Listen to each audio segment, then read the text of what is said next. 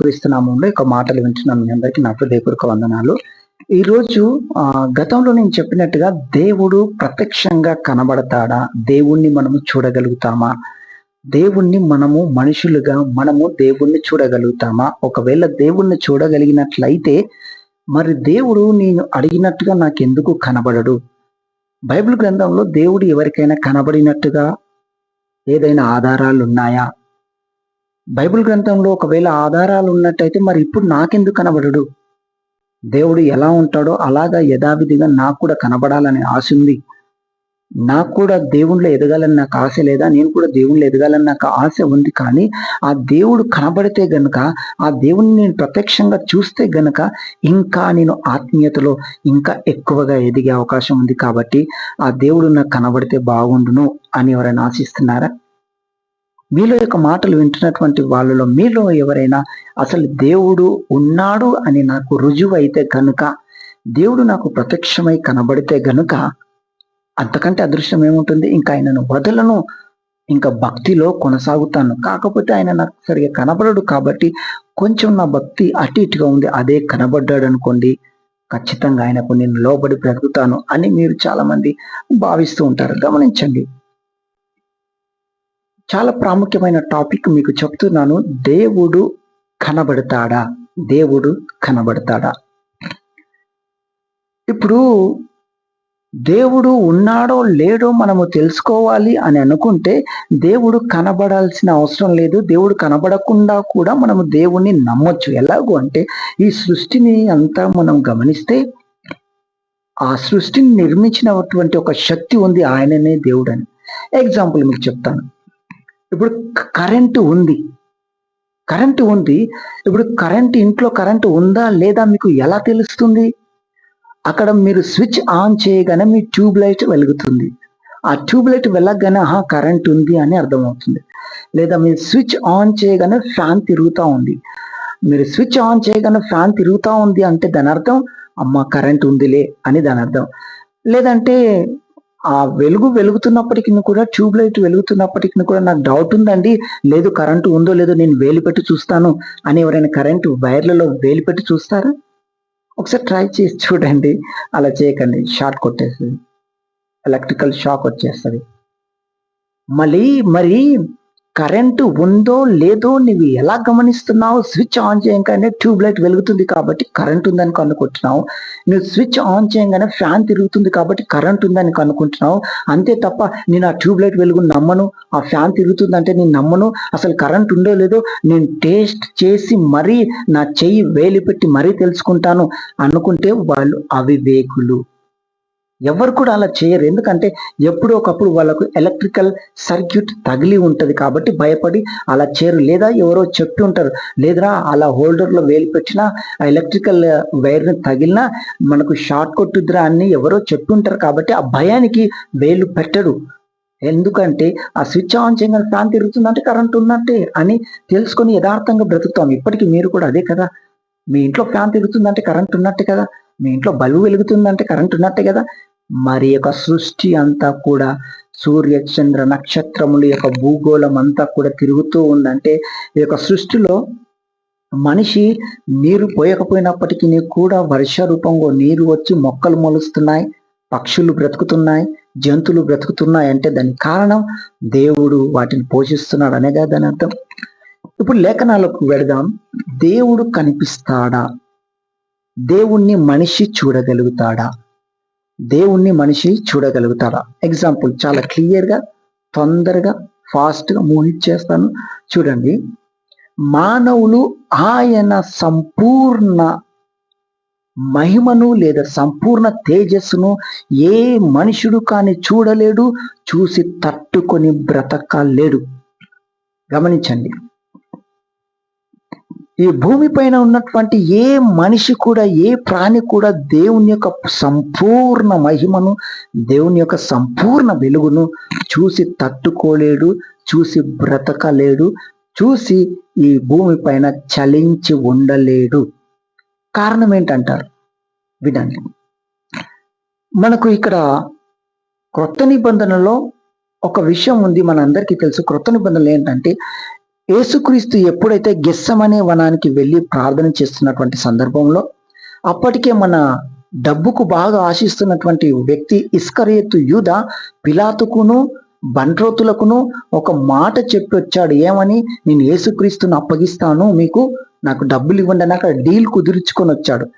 కొంచెం అక్కడ ఎంత డబ్బులు కావాలో మాట్లాడుకొని వచ్చాడు. ఆ సందర్భంలో యేసుక్రీస్తు దగ్గరికి వచ్చి యేసుక్రీస్తును అప్పగించడం కోసం ఒక సైన్, ఒక గుర్తు వాళ్ళకు తెలియజేస్తున్నాడు. తెలియజేసిన సందర్భంలో వాళ్ళు బంట్రోతులు వచ్చి గబగబా మన యేసుక్రీస్తు పైన పడిపోయి ఆయనను పట్టుకోవడానికి వెళ్ళినప్పుడు ఆయన అడిగాడు, మీరు ఎవరిని వెతుకుతున్నారు అంటే వాళ్ళు అన్నారు, యేసును అని అంటే నేనే అని చెప్పారు.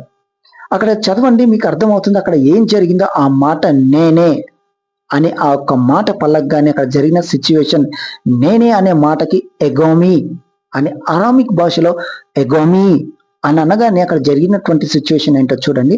యోహాను సువార్త 18వ వచనం 18వ అధ్యాయం 6వ వచనం. నేనే ఆయననని చెప్పగా వారు వెనుకకు తగ్గి నేల మీద పడిరి. జరిగిన సందర్భం ఏంటంటే, ఎప్పుడైతే యేసుక్రీస్తుని పట్టుకోవడానికి వచ్చినప్పుడు నేనే అని చెప్పగానే వాళ్ళ మాటకు విని ఒక్కసారి వెనక్కెళ్ళి బోర్ల పడిపోయి ఆ చేతులు మొహానికి అడ్డు పెట్టుకుని పడిపోయారు అని యోహాను భక్తుడు అక్కడ రాస్తున్నాడు. ఎందుకంటే తన నిజ స్వరూపం ఏంటో, తను ఎవరో దేవుడు only with in fraction of the seconds, only with in seconds అలా చూపించాడు, అలా మాయం చేసేసాడు. అంతేకాని తన దైవత్వాన్ని పూర్తిగా తనలో ఉన్న 100% డివినిటీని లేదా 100% దైవత్వాన్ని అక్కడ కనపరచలేదు. కొంచెం మాటకి కనపరిచేసరికి ఆ కొంచెము దైవత్వాన్ని మనుషులు తట్టుకోలేక బోర్ల పడిపోయారు. దేవుని యొక్క శక్తి ఎంత? దేవుణ్ణి మనిషి చూడగలుగుతాడా? దేవుణ్ణి మనుషుడు చూడలేడు. అందుకు ఎగ్జాంపుల్ ఏముందో తెలుసా? చెబుతాను. ప్రకటన గ్రంథం 21వ అధ్యాయము 33 నుంచి అలాగే 22వ అధ్యాయము 5వ వచనం వరకు చూస్తే అక్కడ చూడండి ఏముంది. సూర్య చంద్ర నక్షత్రములు అక్కడ అవసరం లేదు, దేవుని మహిమయే మనకు వెలుగు. అంటే పరలోకంలో సూర్యుడు చంద్రుడు నక్షత్రాల వెలుగు మనకు అవసరం ఉండదు. సూర్యుని వెలుగు మనకు భూగోళం పైన సూర్యుని వెలుగు ఎలాగ అవసరమో, సూర్యచంద్రులు అమావాస్య నాడు, అమావాస్య పోవాలి అంటే రాత్రి వేళ వెన్నెల చంద్రుడు ప్రకాశిస్తాడు. ఇప్పుడు సూర్యుడు డే టైంలో సూర్యుడు ప్రకాశిస్తాడు. భూమికి వెలుగు కావాలంటే ఆ 2 గ్రహాలు మనకు వెలుగునిస్తున్నాయి. కానీ పరలోకంలో దేవుడే సూర్య చంద్ర నక్షత్రముల కంటే మహా తేజస్సు కలిగిన వాడుగా ఉంటాడు. అక్కడ వెలుగు ఏమై ఉంటుందో తెలుసా? ఆయనే వెలుగై ఉంటాడు. అంటే అంత గొప్పగా ఆయన వెలుగై ఉన్నాడు. అంత గొప్ప దేవుణ్ణి మనిషి చూసి తట్టుకోలేడు. అందుకు ఎగ్జాంపుల్ ఇంకోటి చెప్తాను, వినండి. ఇప్పుడు ఇందాక ఒక ఎగ్జాంపుల్ చెప్పాను. యేసుక్రీస్తుని పట్టుకోవడానికి వచ్చినప్పుడు యేసుక్రీస్తు ఎగోమి నేనే అని చెప్పగానే ఆ మాట విని వాడు బోర్ల పడిపోయారంటే వాళ్ళు భయక్రాంతులు అయిపోయారు. ఆయనను ముట్టుకోలేకపోయారు, పట్టుకోలేకపోయారు విత్ ఇన్ సెకండ్స్. అలాగే ఇక్కడ ఇంకో సందర్భం ఉంది. మోషే యేసుక్రీస్తుతో చాలా సందర్భము. మోషే యేసుక్రీస్తు అనగా యెహోవా దేవుడితో మోషే ఒక స్నేహితుడి వలె ప్రతి నిత్యము ఆయనతో కలిసి మాట్లాడుతూ ఉండేవాడు. మోషేతో దేవుడు కూడా ఒక ఫ్రెండ్ లాగా, ఒక స్నేహితుడిలాగా మాట్లాడుతూ ఉండేవాడు. అలా మాట్లాడుతూ ఉన్నప్పుడు నిర్గమకాండం 33వ అధ్యాయం 19వ వచనం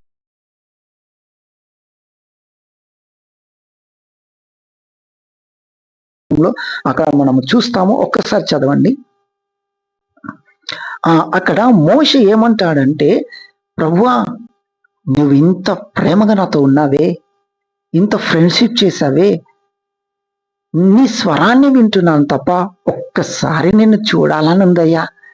ఎందుకంటే నువ్వెంత మంచివాడివో, ఎంత ప్రేమగా పలకరిస్తున్నావో, నన్ను ఎంత ప్రేమగా చూసుకుంటున్నావో, నా అవసరతలన్నీ ఎలా తీరుస్తున్నావో, అబ్బా వీటిని చూస్తే నువ్వెంత మంచోడివో నాకు అర్థమైపోయి నా కన్నీరు ఆగటం లేదయ్యా.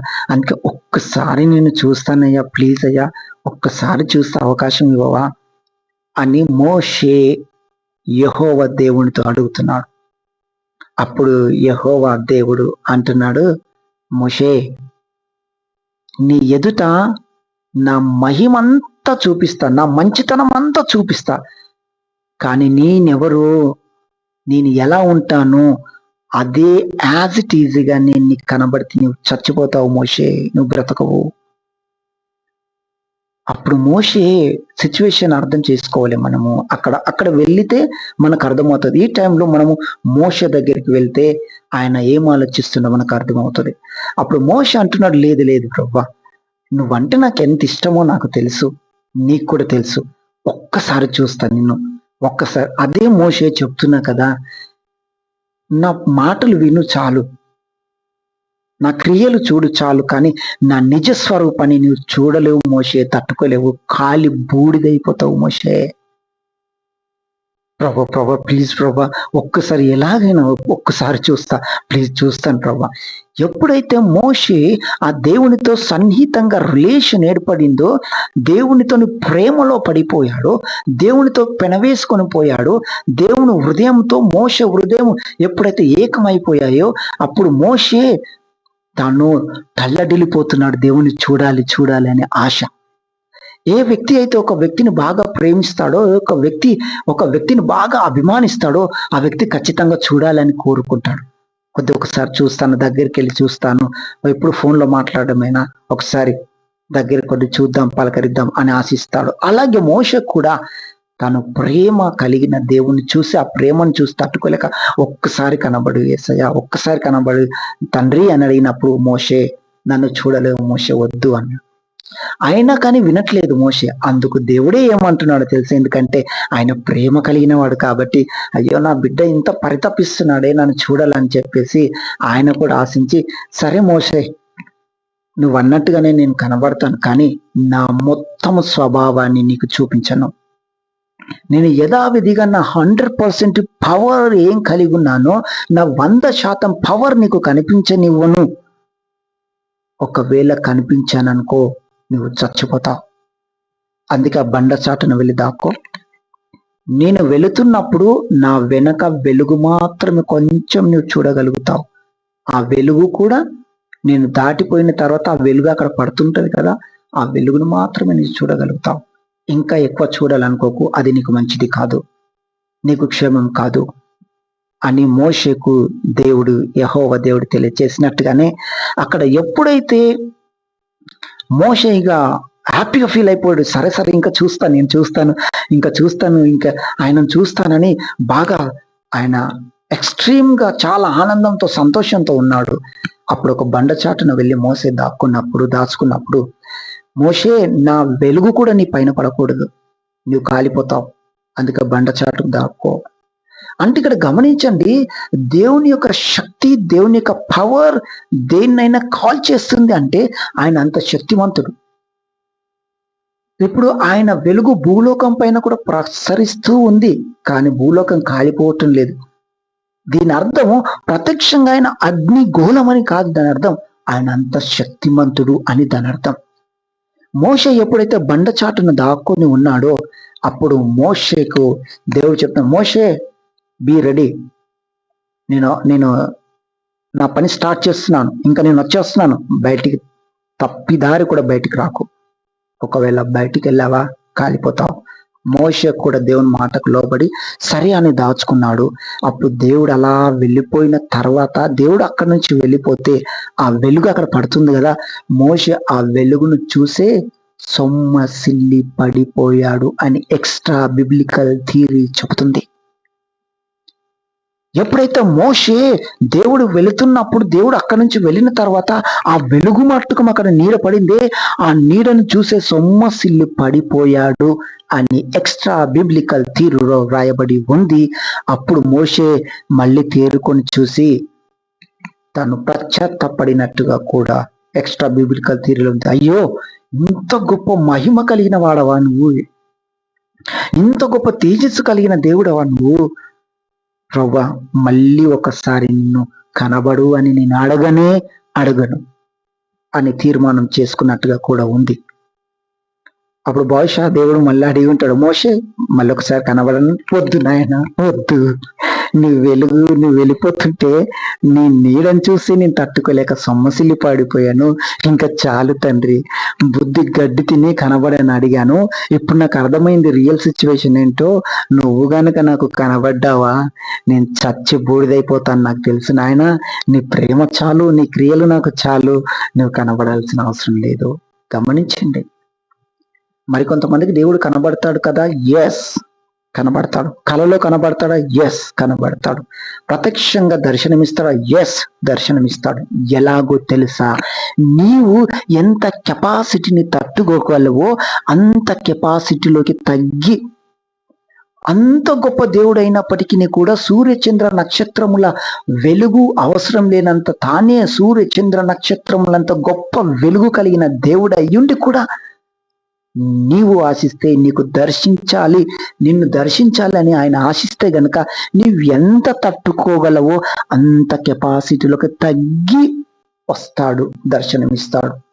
అందుకే బైబిల్ గ్రంథంలో అపోస్తలుడైన పౌలు సౌలుగా ఉన్నప్పుడు క్రైస్తవులను హింసిస్తూ తిరుగుతున్న సందర్భంలో ఆ దేవుడే తను కెపాసిటీని తగ్గించుకొని యేసుక్రీస్తు రూపంలో, అనగా యెహోవా దేవుడు ఆత్మరూపిగా ఉన్న దేవుడు శరీర రూపిగా యేసుక్రీస్తు రూపంలో ఈ భూమిపైకి వచ్చాడు. కాబట్టి తను యేసుక్రీస్తుగా అందరికీ సుపరిచితుడు. కాబట్టి ఆ యేసుక్రీస్తు రూపముగానే సౌలుకు దర్శనమిచ్చినప్పుడు సౌలు చూసి కళ్ళు పేలిపోయినట్టు వాడిగా, గుడ్డివాడిగా అయిపోయాడు. దాని అర్థం ఏంటో తెలుసా, దేవుడు ఒక వ్యక్తిని దర్శించాలి అని ఆశించినప్పుడు, కనబడాలని ఆశించినప్పుడు ఆయన ఆ వ్యక్తి ఏమాత్రము శక్తిని తట్టుకోగలడో ఆ మాత్రం స్వభావాన్ని తగ్గించుకొని కనబడతాడు. అది కూడా ఊరికే టైంపాస్కు నువ్వు అడిగిన ప్రతిసారి కనబడడు. ఆయనకు ప్రత్యేకమైన ప్రణాళిక ఉన్నప్పుడు, నీ ద్వారా ఏదో గొప్ప కార్యము చేయాలని తలంచినప్పుడు, నీవు ఆయనకు అనుకూలంగా ఉన్నప్పుడు, అది ఏదైనా ఎమర్జెన్సీ ఉంది 100% ఇప్పుడు కనబడాలి అనే సందర్భంలోనే, అంతే తప్ప పిల్లలాట కాదు, చిన్న పిల్లలాట కాదు. ఆయన ఎలా పడితే అలా కనబడడు, ఎలా పడితే అలా ప్రవర్తించడు. ఆయన ఒక వాల్యుబుల్ గాడ్. కాబట్టి తన ప్రత్యక్షతను కూడా చాలా విలువైనదిగా కనపరుస్తాడు. ఇప్పుడు మనం చెప్పుకుంటున్నది ఏంటంటే, దేవుడు కనబడతాడా? ఎస్ కనబడతాడు. మోషకు ప్రత్యక్షంగా తన 100% డివినిటీని, 100% దైవత్వాన్ని కనపరచలేదు. ఓన్లీ కొంచెం మట్టుకే చూశాడు, ఆ నీడను మాత్రం చూశాడు. అలాగే అపోస్తలుడైన పౌలు సౌలుగా ఉన్నప్పుడు సౌలు కూడా 100% దైవత్వంతో కనబడలేదు. గమనించండి, దేవుడు కనబడతాడు కానీ ఆయన సంపూర్ణ శక్తితో మనకు కనబడడు. సంపూర్ణ శక్తితో కనబడితే తట్టుకోలేము. ఇదంతా ఎందుకండి ఈ గోళ? ఓకే, దేవుడు కనబడాలని అడగడం అది బుద్ధిహీనత. దేవుడు ఉన్నాడా లేడా అని పరిశీలన చేయడం బుద్ధిహీనత. దేవుడు నాకు కనబడాలి అనుకోవడం బుద్ధిహీనత. కరెంట్ ఉందో లేదో నేను బోర్డులో వేలు పెట్టే చూస్తా అంటే బుద్ధిహీనత. అసలు ఫ్యాన్ తిరుగుతున్నప్పటికీ కూడా కరెంట్ ఉందా అనుకుంటే సరిపోద్ది. లేదు, కరెంట్ ఉందో లేదో నాకు డౌట్ ఉంది, నేను వేలు పెట్టి చూస్తానంటే వాడు బుద్ధిహీనుడు. దేవుడు ఇంత సృష్టికర్త అయింది, సృష్టిని అంతా నడిపించటం లేదా? దేవుడు ఎన్నో గొప్ప అద్భుత కార్యాలు చేయటం లేదా? ఇవన్నీ తెలిసినప్పటికీ కూడా ఇంకా నేను దేవుణ్ణి చూస్తేనే నమ్ముతాను కూడా నీ బుద్ధిహీనత. అలాగ చూస్తానని ఆశించిన వాళ్ళు చూసిన తర్వాత అయ్యో దేవుడా నన్ను క్షమించను లెంపలేసుకున్నారు.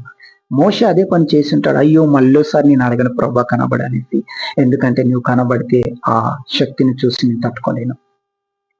దేవుడు కూడా ఎవరిని ఎలాంటి లక్షణాన్ని ఎక్కువగా ప్రేమిస్తాడో తెలుసా? అందుకే తోమాతో అంటున్నాడు, తోమా నువ్వు నన్ను చూసి నమ్ముతున్నావు చేతిలో వేళ్ళు పెట్టి, కానీ ఎవడైనా నన్ను దూరంగా ఉండి కాలి చూడకుండా నమ్మిన కానీ కూడా వాళ్ళు నీకంటే ధన్యులు అని తోమాతో చెప్తున్నాడు. దీని అర్థం ఏంటో తెలుసా? దేవుడు ఎవరిని ఎక్కువగా లైక్ చేస్తాడు, ఎవరిని ఎక్కువగా ఇష్టపడతాడో తెలుసా? దేవాన్ని ఉన్నావయ్యా, లేదు నాన్న నేను ఉన్నట్టు నేను నీకు కనబడతాను. వద్దు నాయన, నువ్వు ఉన్నావు నాకు చాలా, అంతే. నువ్వు కనబడకపోయినా పర్లేదు, ఈ సృష్టిని అంతా చూస్తే నాకు తెలియట్లేదా నువ్వు గొప్ప ఎవడవని? కాబట్టి వద్దు నాయన, నువ్వు కనబడకపోయినా నాకు చాలు నాయన. కనబడకపోయినా నువ్వు కనబడాల్సిన అవసరం లేదు నాయన. నాకు ఈ సృష్టి అంతా చూసినా, నా జీవితంలో గొప్ప కార్యాలను చూసినా, నువ్వు ఉన్నావని నాకు తెలిసిన ఆయన, అప్పుడు దేవుడు మురిసిపోతాడు, నా బిడ్డ ఎంత మంచోడు నా బిడ్డ అనేసి. నీవు కూడా ఒకవేళ మూర్ఖుడిగా కనబడాలి దేవుడు అనుకుంటే, నీ అవివేకం లేదా కరెంట్ ఉందా లేదా అనేసి నీకు వేలు పెట్టి చూస్తాను అంటే అది నీ బుద్ధిహీనత. వేలు పెట్టినా కూడా తెలుసా నీకు ఎలక్ట్రికల్ షార్ట్ కొట్టేసింది. మరి దేవుడి దగ్గర కూడా లేదు, నీవు కనబడాలి ప్రభు అని నువ్వు అడిగిన తర్వాత గిలగిల కొట్టుకొని చలి జ్వరం వచ్చేసి, లేదా మళ్ళీ దేవుడి జీవితంలో కనబడుతున్న ఆయన ఆ పరిస్థితి ఎందుకు గొంతెమ కోరికలు ఎందుకు? మనుషులుగా ఉంటే సరిపోద్ది కదా. మన భక్తి ఏదో మనం దేవుని చిత్తానుసారంగా కొనసాగుతూ వెళ్తే సరిపోద్ది అంతే తప్ప దేవుడు ఉన్నాడా, ఉంటే నాకు కనబడాలి అనుకుంటే, మోషే అలాగే అనుకున్నాడు, సొమ్మసిల్లి పడిపోయాడు. తర్వాత అయ్యో దేవా నాకు కనబడకపోయినా పర్లేదన్నాడు. అపోస్తుడైన పౌలు సౌలుగా ఉన్నప్పుడు, క్రైస్తవులను హింసిస్తున్నప్పుడు చూశాడు, సొమ్మసిల్లి పడిపోయాడు, గుడ్డోడు అయిపోయాడు. వీళ్ళందరినీ వెళ్ళి అడగండి, చెప్తారు వాళ్ళు. వద్దు నాయన, అడగకు నాయన, దేవుడు కనబడని అడగకు, ఇవన్నీ చూస్తే అర్థం అవట్లేదా అని వాళ్ళు సమాధానం చెప్తారు. కాబట్టి గమనించండి, ఈరోజు మనం ఏం మాట్లాడుతున్నాం? దేవుడు ప్రత్యక్షంగా కనబడతాడా? ఎస్, కనబడతాడు. ఒకవేళ కనబడాలని ఆశించినప్పుడు, గొప్ప కార్యము ఏదో అద్భుతం చేయాలని ఆశించినప్పుడు ఆయన కనబడతాడు. అది కూడా మనిషి ఎంత తట్టుకోగలడో అంత కెపాసిటీలోని తనను తాను తగ్గించుకొని కనబడతాడు. దయచేసి గమనించండి. కాబట్టి మన జీవితంలో కూడా దేవుడు ఉన్నాడు అని ఎవరైతే నమ్మి విశ్వసించి ముందడుగు వేస్తారో వారిని దేవుడు బహుగా దీవిస్తాడు. లేదు నాకు కనబడితేనే నమ్ముతా అంటే వాళ్ళు మూర్ఖులు. అలాంటి మూర్ఖత్వంలో మనం ఉండకూడదు. ఇక సృష్టి అంతటిని చూస్తే మనకు అర్థమవుతుంది దేవుడు ఉన్నాడు, ఆయన ఉన్నాడు అని అర్థమవుతుంది. కాబట్టి మన జీవితంలో కూడా ఆయన మనకు కనబడకపోయినా కానీ ఆయన అదృశ్య లక్షణములు మనకు తేట తెల్లంగా కనబడుతున్నాయని రోమా పత్రికలో అపోస్తలుడైన పౌలు అక్కడ చెప్తాడు. ఈ యొక్క సృష్టిని చూసినప్పుడు, జగత్తుత్పత్తిని అన్నిటిని చూసినప్పుడు మనకు తేట తెల్లంగా కనబడుతుంది ఏంటంటే దేవుడు ఉన్నాడు, ఆయన శక్తి వీటిని నడిపిస్తుంది అనేసి. అలాగే మనం కూడా విశ్వసించాలి, దేవుడు నాకు కనబడకపోయినప్పటికీ కూడా ఉన్నవాడు, అనువాడునై ఉన్నాడు అని నీవు ఎప్పుడైతే విశ్వసిస్తావో నేను బహుగా దేవుడు దీవిస్తాడు, ఆశీర్వదిస్తాడు. ఈరోజు మనం నేర్చుకున్న పాఠం ఏంటంటే, దేవుడు కనబడతాడు, ప్రత్యక్షంగా కూడా కనబడతాడు, కానీ కనబడాలని కోరుకోవడం